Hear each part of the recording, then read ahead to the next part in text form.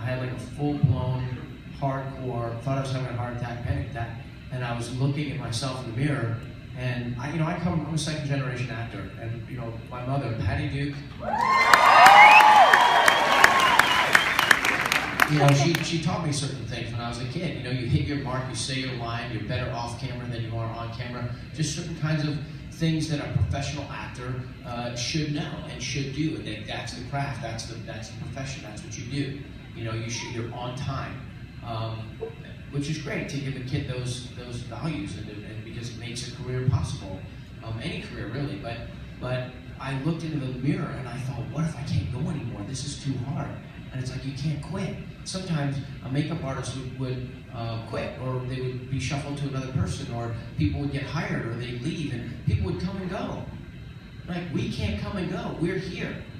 We're here, and it's great. Like in this setting, you think it's the luckiest thing in the world to be a part of it, and it is. So you never want to quit. But it was like a physical thing. My central nervous system was reacting, and I was like, hyperventilating because I just thought, what if I can't go on? And then the amazing thing is, so that was the most emotionally painful thing for me. But then what you realize after that is, you're stronger than you think you can go, you can do more. You're capable of more than you think you realize. And then, you know what? And then all of a sudden, after some short period of time, you're fighting again when you go home. So that's a good life lesson, but that was definitely the most emotionally challenging for me. Okay, let's go right over here. Hi, my name is Dodge.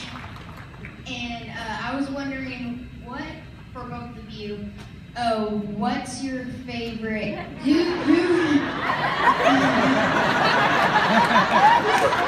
Don't let him get to you, Dodge. You just focus. You just hang right in there, buddy. I'm with you. Who's your favorite actor and character? Elijah Wood, Besides you two. I have to say that one of my favorite actors passed away earlier this year, Philip Seymour Hoffman. He was an actor that I would, if the man was in a movie, I would see the movie because he was in it, truthfully. Just one of those people that, he was so electrifying and exciting to watch. I thought he was the best actor living at his time. So he is certainly one of my favorite actors. And what was the other part of your question? Favorite character? Yes. Favorite character, dear, oh dear.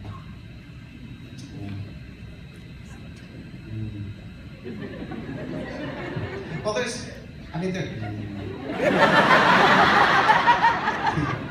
one of my favorite actors is Morgan Freeman. Yeah. I don't know if I've ever said that out loud before, but there's so many extraordinary actors. I like Morgan Freeman, Rene Russo, Dustin Hoffman, Cuba Gooding Jr., Kevin Spacey, Donald Sutherland. Well, they all work together, didn't they? Anyhow, go ahead. I don't know. I can't think of a favorite character I have. Wilfred. Let's go right I like Gladiator. Hi, I'm Rachel. Y'all are awesome. My question is for Elijah. This isn't really con related, but I know you have a large collection of vinyl records, and I was just wondering, what your most favorite album was. Alright, it's easy to go to the favorites. That's a tough one. Which is why the notion of favorite is so hard. I don't know. I've got some pretty rare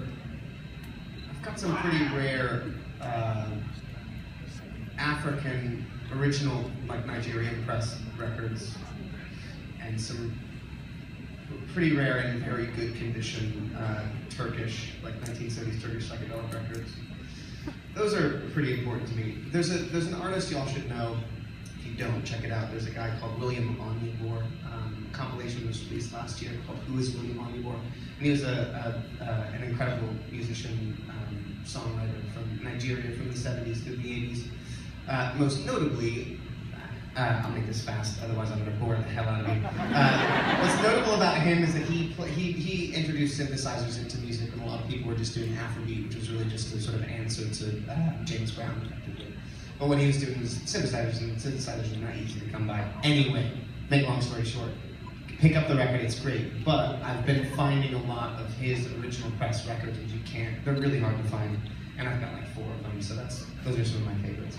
I've got some, like an original Beatles record, and it's all special to me. Doesn't matter how expensive it is, it's all great. All right, let's go right over here. Wow, I didn't know where to go. You're in the right place. It's like that No. Not embarrassing, it's just an admission of, self-realization. We were on the makeup bus, and you go in at like 4:30 in the morning or 5:30 in the morning, and it's really painful to wake up that early and have to stand up and have glue put on you and stuff. But Elijah would come in like he had, like he was 11 and he had slept 15 hours, and he had these books. He'd bring in anywhere from like 2 to 5 books of CDs that he would open up, and just had this knowledge of music that is. I can't remember anything. I mean, the fact that you can remember all the artists and all that time. I remember you. I finally said, okay, what do I need to know? And there was one song that's on my playlist for next weekend that you turn me on to, and every time I run, I like right back in New Zealand. You handing it to me, Driftwood. By Travis. Yeah. That was a big record at the time, guys. The Man Who by Travis. Yeah. Thanks, man. Yeah, you're welcome. Okay, right here, sir. You know what's really funny about you're hearing us talk about getting up at 5 in the morning and then standing and having to apply our feet. The biggest joke is that when they started The Hobbit, they made advancements in the technology, and now the bloody things are slip-ons. They're slip-ons, and they go all the way up to the knee. They have all of the wig lace punched into it. They are perfectly picture-ready, and you just slip them on. So you have to come in an hour and a half before call.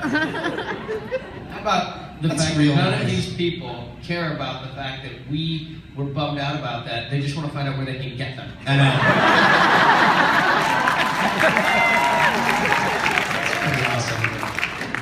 Okay, here we go. All right, hey guys, my question's for both of you. I know like in the Fellowship of the Ring, you guys did filming with a lot of the main cast, but in the Two Towers and Return of the King, you guys kind of, went off on your own with Andy Serkis, yeah. So, were you guys able to like visit the set and kind of see what the other cast was filming? And also, how was your experience with Andy Serkis? So you know what? There was a little bit of that about feeling far away.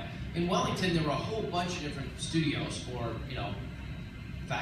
factories or little kind of standalone corrugated Stages.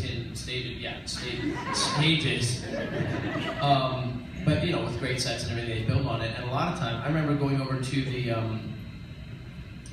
what's the name in Rohan? What's the name of the castle or the palace? Edoras. Yeah. Edoras, yeah. The one that's on the plateau. Where where Miranda is. Yeah. Yeah, Edoras, yeah. So.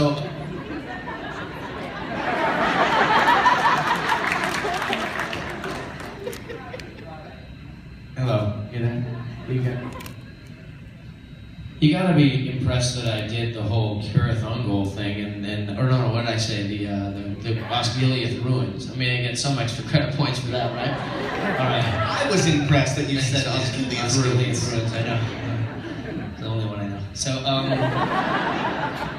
you go over there and you're like, oh, right. There's this whole other movie. It was easy when they had 800,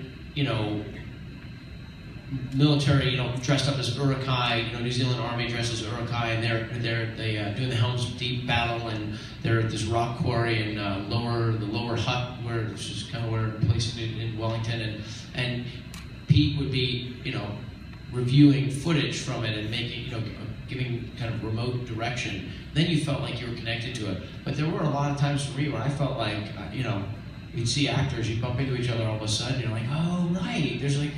It's not just the Frodo Sam movie. There's like other stuff happening. It's pretty wild. Like there were 6 units filming at any given time.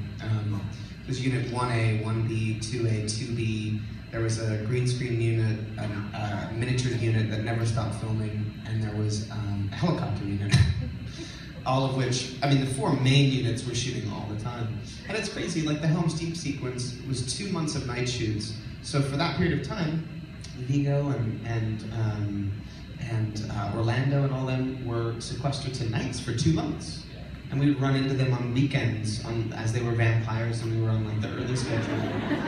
But he basically said it right.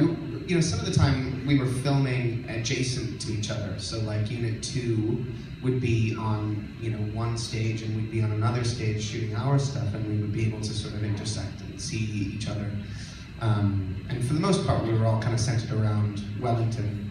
But then occasionally, they'd go down to Edoras and we'd be up in Wellington doing our thing. We'd have like the, all the little trailers, brings a little kind of space that you have, your dressing room or whatever. We're in the same parking lot in this abandoned paint factory setting. And I remember Christopher Lee showed up at one point to do all the battle inside of the tower. And yeah.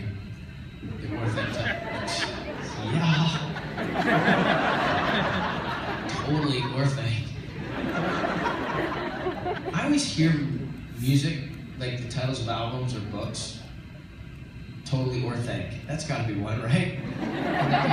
But I remember him coming out in his great wizard, clothes and getting to sit and visit with him a little bit, and then it was a little more connected at that point. I definitely felt like, felt a part of it. Andy Serkis is force of nature. Everybody knows Andy, knows that. He's just an absolute. His intensity and his enthusiasm is, unrivaled in the history of planet Earth. So it was awesome, and I don't just mean awesome like a surf. Bum would say like awesome, not that kind of awesome. No, it was awesome, like it was awe-inspiring to watch him and his commitment to the Lycra suit and to sort of being the not just the spirit of him, but the physical body of Gollum was kind of absurd at the start because it was totally unnecessary. And seemed a little bit like, I don't know, just like a waste of time. I turned out to be wrong.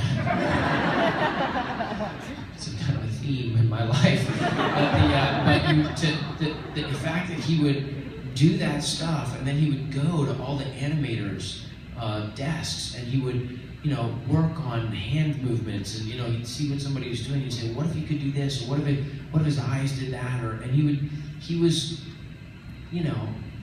bullying his way into pushing the envelope of what the technology was capable of. Bullying. Just saying, he wasn't going to be denied. He wanted, and Pete was. He wanted to drive the physicality of the character. He wanted to control. I mean, the thing is imagine coming in and then feeling like. I think what he struggled with, and I totally understand, is he came in to play a role as an actor that, by and large, most people consider was effectively doing a voice. It was like a glorified version of doing a voice for a character. He didn't see it that way. And he was bound and determined that his physicality would articulate the physicality of the character. And it ended up pushing the technology. And that's it. It pushed the technology. Pete loved what he was doing. When somebody's doing something that's what they would call a reference pass, and he would get so excited. We had to tell her it's not a reference. Don't say reference pass. What did we end up calling it? We had another name for it. Because we would do one take with Andy in the shot, and then Andy would step out, and we do the quote-unquote real take that would be used in the movie, where there wasn't a guy in a green suit that was, you sort of assumed that they were going to paint the character in there. So it was not a reference pass, but we came up with a really cool word for it. But anyhow, Pete, when you're doing something right in front of Peter Jackson, you have complete reign to keep doing that thing right and more right and more right until it kind of goes off the rails, and then it just kind of dies as a movement, that idea, and then you go with whatever's working. And he just